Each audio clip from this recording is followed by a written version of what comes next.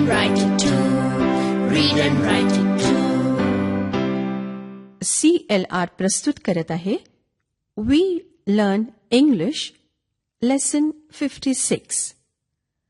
आम्ही इंग्रजी शिकतो पाठ 56.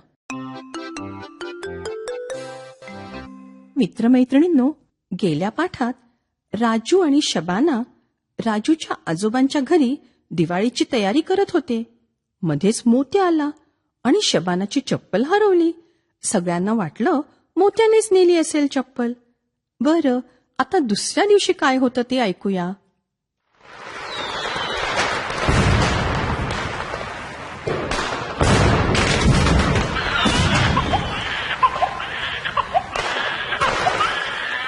बाला नाही लिहायचं, नाही की सोनू माझी ललायची नाही. असं म्हणूताई ललायची नाही. बघा ताई, दिवाळी आहे की नाही, घाबरायची नाही. नका ललू. कोणी लावलं तेवढ्या मोठ्याने फटाके? म्हणू घाबरली ना. म्हणूच काय, मी सुद्धा दचकले. अरे वा शबाना, इतक्या पहाटे आलीस. You are ready. गुड. मला तुमच्या बरोबर दिवाळीची मजा करायची आहे. Look at my new salwar kameez. Do you like it? It's very beautiful. बघ राजू, तुझी अजून आंघोळ सुद्धा झाली नाही. शबाना ताई is ready. You are not. Okay bye. I am going for my bath. काय मनुताई, हे काय फटाके कुठे आहेत? No crackers. हो, राजूच्या सरांनी त्याला शाळेत बरंच काही सांगितलंय फटाक्याच्या विरुद्ध. थांबा जरा, येईलच आता तोच सांगेल तुम्हाला सगळं. अरे मोत्या, तो घाबरतोय. He is scared of the crackers. ये मोत्या, आत ये. झाली का आंघोळ राजू? आणि हे काय, मला मोत्याचा आवाज येतोय. बिचारा मोत्या थरथर कापतोय भीतीने. राजू, अरे तुझ्या सरांनी जे सांगितलं होतं ते सांग ना सगळ्यांना. Yes, my teacher said don't burst crackers. ह्या आवाजाने प्राणी आणि पक्षी घाबरतात. हो, आणि लहान बाळही घाबरतात बरं का. हो, आणि सरांनी सांगितलं म्हाताऱ्या लोकांनाही फटाक्यांच्या आवाजाचा त्रास होतो. माझे आजोबा तर घरातून बाहेरच पडत नाहीत. आणि मला तर फटाक्यांचा वास आणि धूर बघून वाटतं की आपण प्रदूषण वाढवतोय. हो, तेही सांगितलं सरांनी. मग आम्ही सर्वांनी ठरवलं ह्या वर्षापासून फटाके बंद, फक्त फुलबाज्या. मलाही पटलं.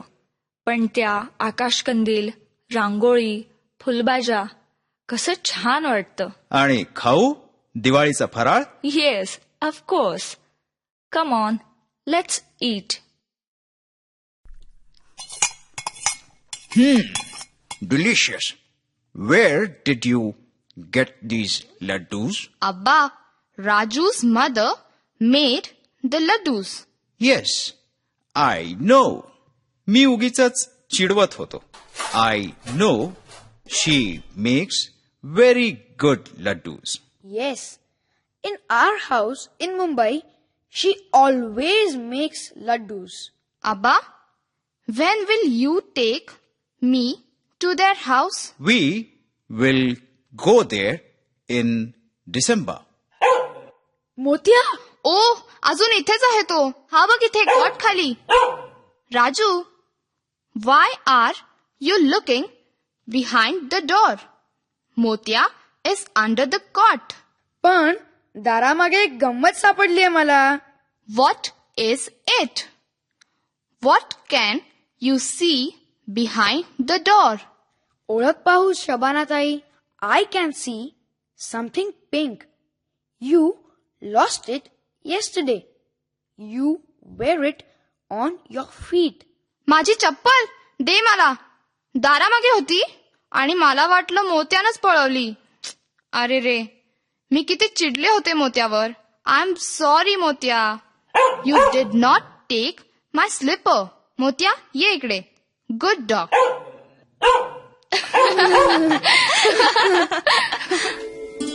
मित्रमैत्रिणींनो, पाठाच्या या भागात नवीन शिकलेले इंग्रजी शब्द आणि वाक्य पुन्हा ऐकायला मिळतील. शिक्षकांनी यांची आपल्या वहीत नोंद केल्यास पाठानंतर सराव करायला सोपं वाटेल. मुलांनो, नीट लक्ष देऊन ऐका हं. नंतर तुम्हाला असंच बोलायचं आहे, पण आता फक्त ऐका. Where did you go yesterday? I went to the market. I went to Wagholi. Where did you see Motia? I saw Motia in Mangala's house. I saw Motia near the school. Our house is near the school. Their house is near the river. Sometimes. म्हणजे कधी कधी. Always. म्हणजे नेहमी. Never. म्हणजे कधीच नाही.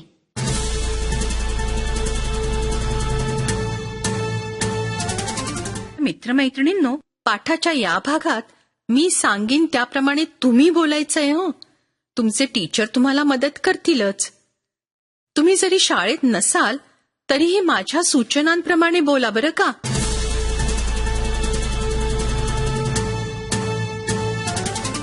मित्रमैत्रिणींनो, आजच्या पाठात तुम्ही वेअर या शब्दाने सुरू होणारे प्रश्न ऐकलेत.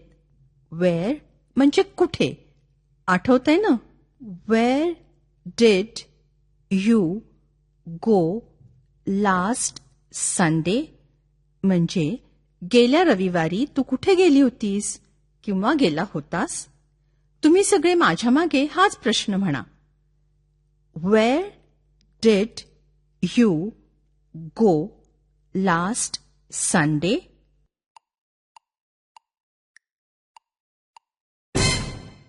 Where did you go last Sunday? हा प्रश्न जर तुम्ही मला विचारलात तर माझं उत्तर असं असू शकेल. Last Sunday I went to my friend's house. म्हणजे गेल्या रविवारी मी माझ्या मैत्रिणीच्या घरी गेले होते. बरं, आता हाच प्रश्न मी तुम्हाला विचारणार आहे.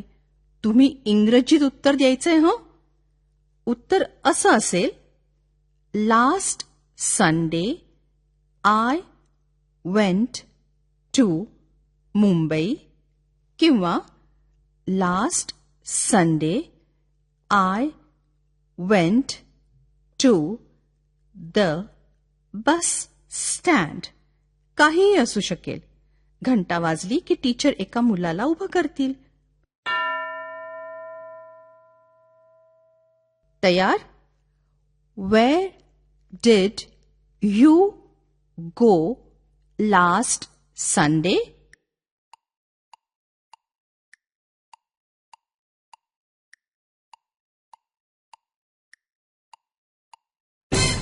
Last Sunday I went to the market किंवा last Sunday I went to my uncle's house. अशा प्रकारचं उत्तर दिलं ना. शाबास. आता कोण उभं राहतंय?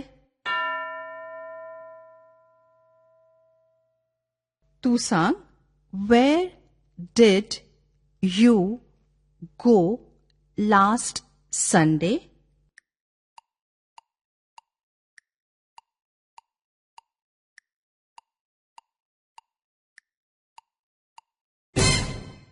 बरोबर उत्तर दिलं ना? Very good. मित्रमैत्रिणींनो, आता आपण थोडा वेगळा सराव करूया. गेल्या पाठात आणि या पाठात तुम्ही काही नवीन शब्द शिकलात. सम टाइम्स, ऑलवेज, नेव्हर ह्या शब्दांचा आता आपण सराव करूया. हे शब्द वापरून मी एक इंग्रजी वाक्य सांगीन. ते वाक्य तुम्ही नीट ऐका आणि त्याचा मराठीत अर्थ सांगा. घंटा वाजली की एक मूल उभं राहील. वाक्य नीट ऐक आणि मराठीत अर्थ सांग. Sometimes Ramu makes T.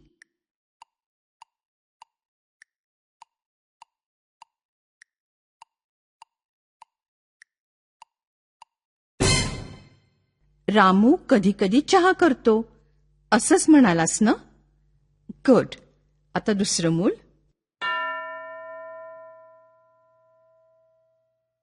शी ऑलवेज प्लेज क्रिकेट.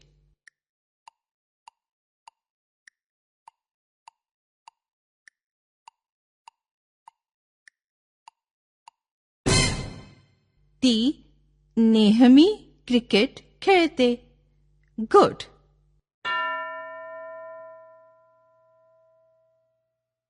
तयार? हे वाक्य मराठीत म्हण. We never play football.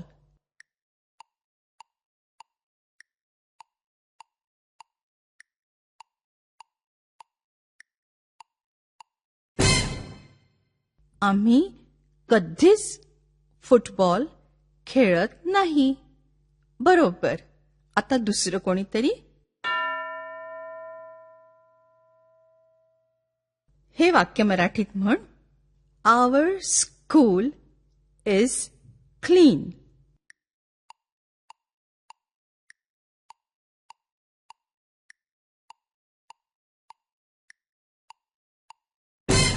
आपली शाळा स्वच्छ आहे किंवा आमची शाळा स्वच्छ आहे असंच म्हणालास ना?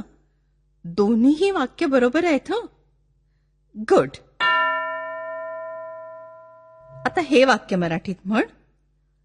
There school bags are empty.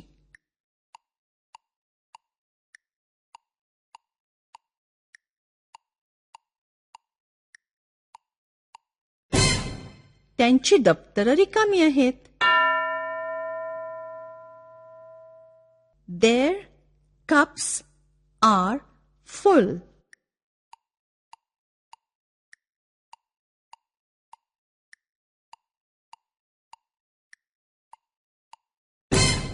त्यांचे कप भरलेले आहेत. Very good.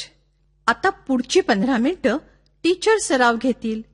Wear did you go last Sunday हा प्रश्न व त्याची वेगवेगळी उत्तरं देण्याचा आणि sometimes, always, never, our आणि देअर ह्या शब्दांचा वापर करून काही वाक्य तयार करण्याचा सराव करा.